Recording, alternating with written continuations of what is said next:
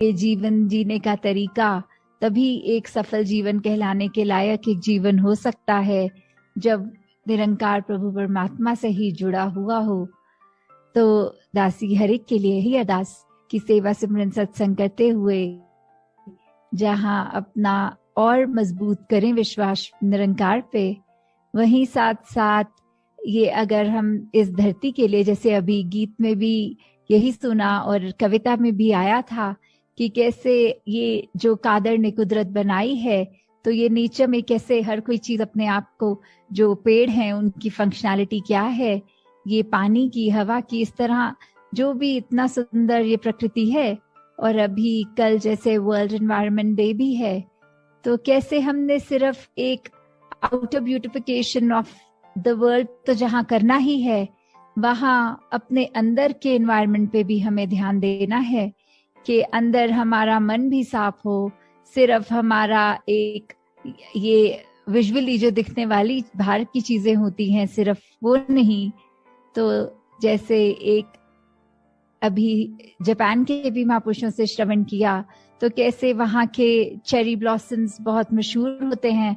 तो ये सिर्फ इम्पोर्टेंस चेरी ब्लॉसम ट्री की तब नहीं जब एक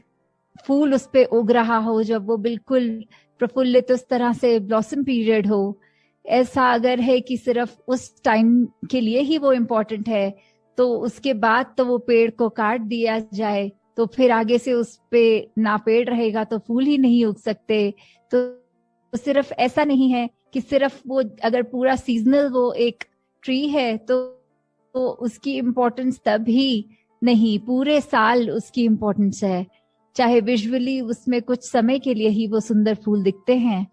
तो ऐसे ही हमें सिमरन को, सेवा को, इस परमात्मा को ऐसे नहीं रखना कि इसकी जरूरत तभी लाई जाए जब हमें एक क्राइसिस हो या कुछ ऐसी बात हो। ये तो थ्रू लाइफ जब से ब्रह्म ज्ञान प्राप्त किया तभी से इसकी इम्पोर्टेंस लाइफ में बरकरार रहे और ध्यान इसी में रहे। तो कैसे जो ऐसे अभी हमने सुना भी कि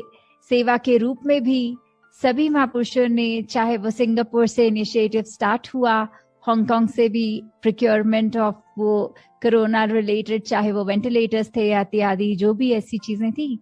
तो कैसे सभी ने अपना योगदान सेवा में दिया और धीरे धीरे ये पूरे ग्लोब से सेवाए रूप में आया। तो ये जो जज्बा है सेवा का वो भी सबका ऐसे ही बढ़ता चला जाए और जीवन में सभी के एक बार बार जो आज